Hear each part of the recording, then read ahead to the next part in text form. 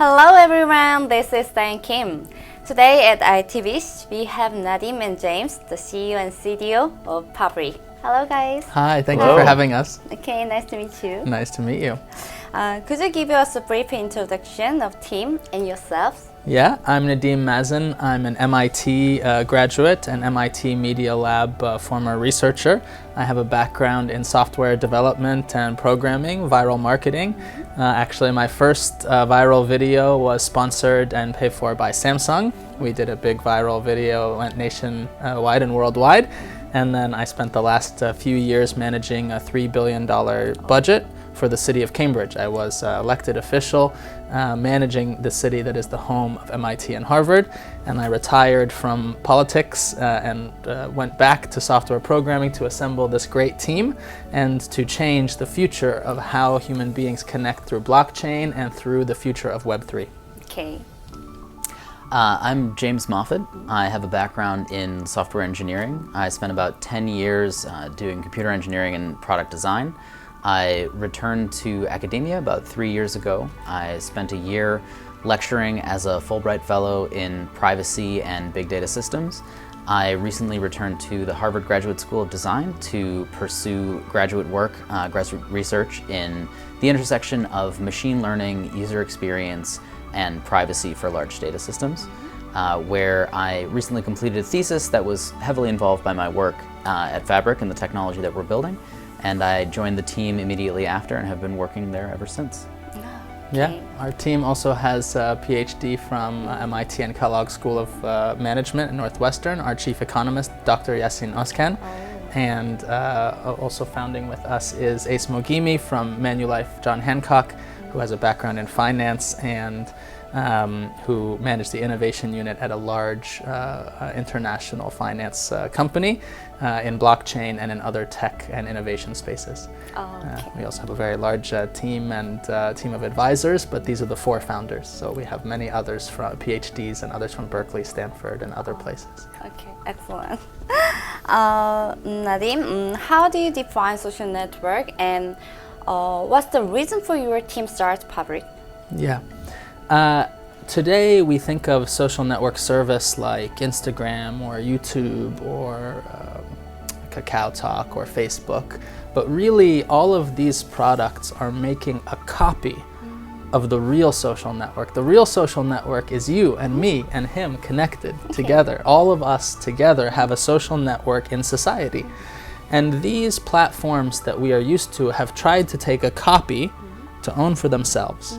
We believe that the future of social networking is FABRK, a people protocol. We are the protocol, the infrastructure layer, and the tools that developers and users can use to find one another, to connect online, to exchange value, cryptocurrency, in order to buy things, to pay one another, but also to pay for media, to pay KOLs, to pay news articles. We believe that the future is to send and receive value and for developers to have open access to create anything they want. When the user has control of their own data and the user has control of their messages and friends, then they can engage with the developer to find the most innovative uses. But when the corporation, when the company, when Facebook, when Instagram, when YouTube take all of the data for themselves and hide it away, this reduces innovation. And so the reason we started FABRK was to create a new revolution in user-owned, user-governed, and user-paid social protocol. And we believe that providing the right software, the right tools, will allow more and more developers and users to enter blockchain, enter cryptocurrency, and enter Web 3.0. Oh, okay. How does FABRK see issue around the user data on social media and blockchain network? And how do you think it should be evolved? Yeah, so right now in large social media networks, like for example Facebook, you see a lot of leaks and you see a lot of data misuse. For example, the big scandal 2 years ago in the US with Cambridge Analytica reduced trust in Facebook by more than 65%. It led to the largest single day loss on the stock market ever. So Facebook lost $140 some billion in one day. 20% of the whole stock value. Yeah, 20% of the value of the company was lost in a single day based on trust and breaking that trust by releasing data that they shouldn't have.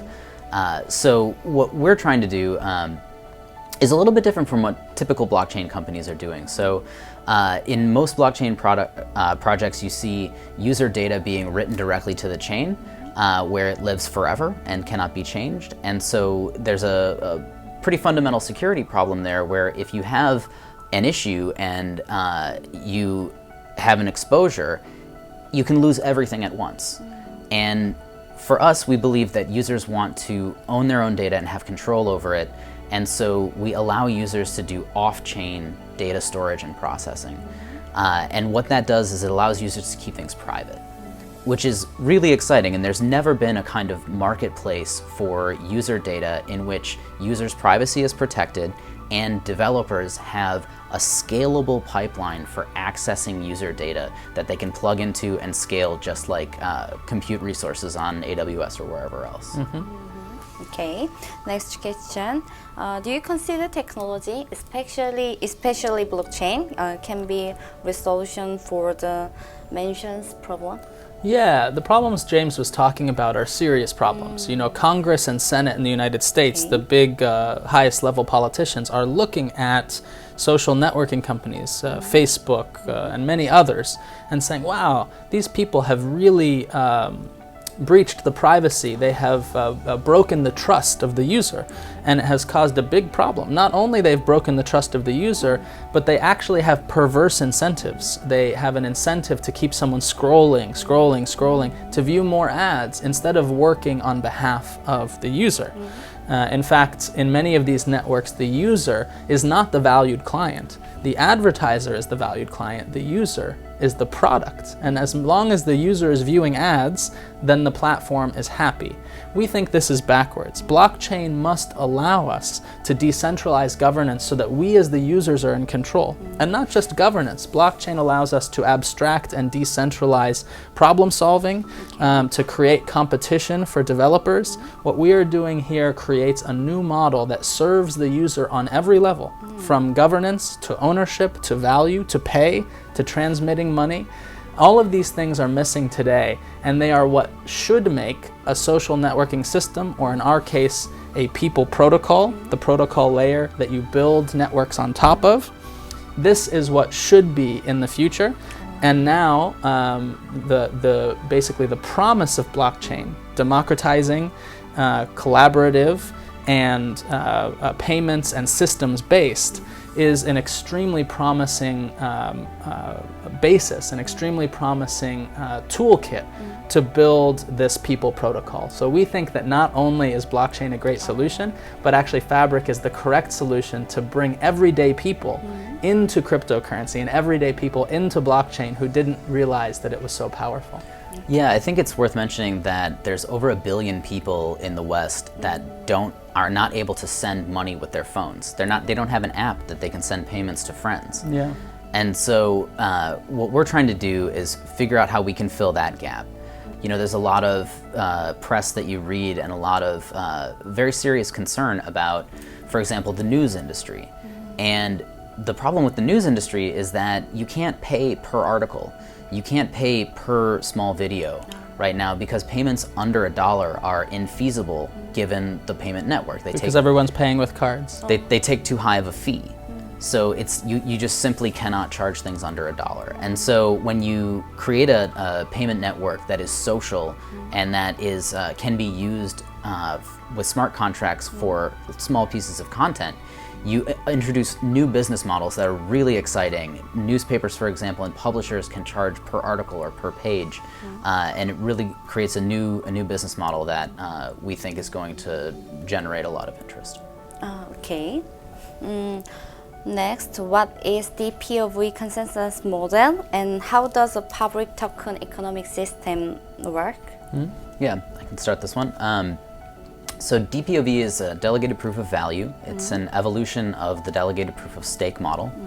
And what DPoV does is, in a typical delegated proof of stake model, your vote on the direction of the network, which is built by delegates, new services, is based on how many coins you have. And so what we're saying is that actually there are additional things that are important. So it should be based both on how many coins you have, but also your participation in the network. And there are other models like proof of authority or proof of contribution that take into account some of your behavior, but we found those models lacking in that they pretty much just measure how much stuff you do, how much you create. And we recognize that actually there's such a thing as good and bad content. And given some of the research that our team members have been doing at MIT and Harvard, we've realized that actually from a very high level and with very little information, you can actually see particular kinds of information moving through the network. And you can identify, for example, the spread of false rumors or content that the community may not want to see. And so you can say, okay, this person may be creating a lot of content, but actually they're not contributing a lot of value to the network. And so by using some of this research and by looking at the network at a very high level that still preserves privacy, we can balance the relationship between how many coins someone has and how much value they actually contribute to the network. And that allows them to vote for the delegates that they want, who are going to offer the kinds of services that they think will be a good future for the network. For social media platforms, the number of users is very critical factor to maintain a platform. How does Fabric plan to acquire users and make them leave existing platforms? Yeah, on existing platforms we have a couple of problems. One, on platforms like Facebook and Instagram or Snapchat, the user may have many followers but no money. On YouTube, you may have some money from ads, but YouTube will take most of the money for themselves. And so the KOLs and the influencers and the content creators are very frustrated. So when we talk to someone with 1 million users, or we talk to someone with 300,000 users, a lot of users, we say, if you come to our platform, how many people come with you? They say, oh, every time I switch platforms, about 30 to 40% come with me. So that means with one influencer, we could become very large. With two influencers, we could become very large. And so we have made partnerships with influencers who want to be the first on the Fabric People protocol, to work with developers, to give feedback on the beta product, to engage new users, to be evangelists for us and with us. And they want to do this for two reasons. One, this will help them get the largest following on a new platform. But two, and more importantly, these people are fed up of being used and thrown away without being given any value by Facebook, Instagram, Snapchat, and the other Western SNS. They want a new opportunity to be paid directly by the people they love, by their users. And they want an opportunity to believe that if there are ads going out on the power of their messaging, that they will be paid as part of the power of that ad network. There's also some technology that we're building that's going to help facilitate this. So part of what we feel is really important about building a protocol instead of building an SNS product, what we're doing is allowing for the best possible experience with the smallest number of users. And so by lowering those barriers to entry both for users and developers, we are increasing our ability to bootstrap the network. I think next question is so sensitive question maybe. Okay. Who do you see as competitors, Yeah. and what makes Fabric different from them? Yeah. You know, we have competitors and we have inspiration. When we look at KakaoTalk or we look at WeChat in Korea and China, we're inspired. Beautiful mini apps, developer communities, still a problem of ownership by, central ownership. We see less inspiration and more competition. Facebook, Instagram, WhatsApp, very closed, people very tired of these. As James said earlier, people are leaving these platforms looking for alternatives. So we want to be the alternative because these competitors have not innovated, have not served the customer. In fact, they do not even treat the user as the customer, they treat the user as the product or the battery to keep charging and recharging for more ad revenue. So we think this is totally wrong and we want them to be our competitors. There's also competitors on blockchain, and some of them are doing some interesting things, but all of these products have one thing in common. They are creating a new platform and the platform has a single interface, and this interface is either built by the company or it's built by the community. Either way, when you have one interface, you have a problem of lack of competition. And James loves to talk about this point. Sure. I mean, I think I can sum it up pretty simply. So what's important is that when you go to Facebook or Instagram or YouTube and you look at the feed is built by Facebook or Instagram or YouTube. And even our blockchain competitors like Steam or Minds, it's the same problem. When you go to Steam, what you see is determined by the rules that Steam has created, and they're very hard for Steam to change. Same with Minds. And so what we're trying to do is instead build the protocol layer or the infrastructure layer so that you can have developers build different feeds that actually compete with one another to Or deliver work with value. one another. Yeah. Yeah, and so what Nadeem was saying about putting the value in the user's hands is really critical. What are the milestone plans for the coming months? So right now we are in a private beta. We're learning a lot about our network. We're going to be opening up to invitations to developers in the next quarter. We're going to be moving into public beta around the end of the year, and we'll be moving into the FABRK mainnet in 2020. So we're very excited. We're planning on releasing some yellow papers that are going to be led by our Chief Strategy Officer, Yasin Azjan. Be very interesting to have this result out in the public about how we can measure the value contributed to the network on DPoV. We're very excited to release that yellow paper probably around the end of summer. So we have great connections with other developers in blockchain and in traditional tech in MIT and Harvard and in Silicon Valley and San Francisco where our offices are. And we just have to use our grants and our fundraising, which has been going really well, to continue to build this ecosystem. And we've kind of been stealth for about a year, telling as few people as possible. So now that we're coming out and doing a global tour, doing several weeks now in Korea, we want to make sure that developers who are interested reach out and follow us and stay in touch, and also users and others in the cryptocurrency and blockchain world are in touch with us because it will be a very fast 6 months now that we have done almost 2 years of planning. Okay. Last question. Any words for Korean audience? Like what do you expect to get from Korean market, and what can Koreans expect from FABRK? Yeah, we're very impressed by the Korean market.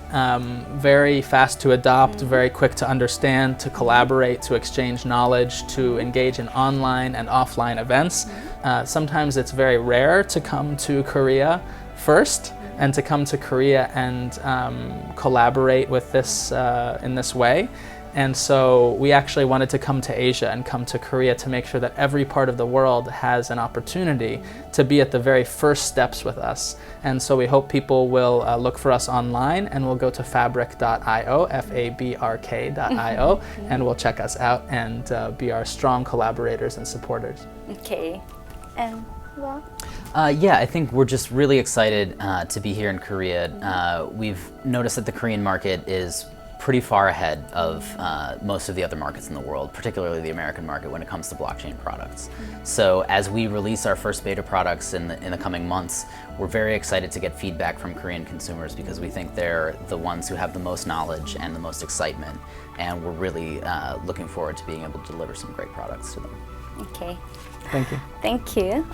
Today we had a very pleasant interview with FABRK team. Thank you so much for your visit and the talk. Thank you. Thank you. Thank you so much. 감사합니다. 감사합니다. 감사합니다.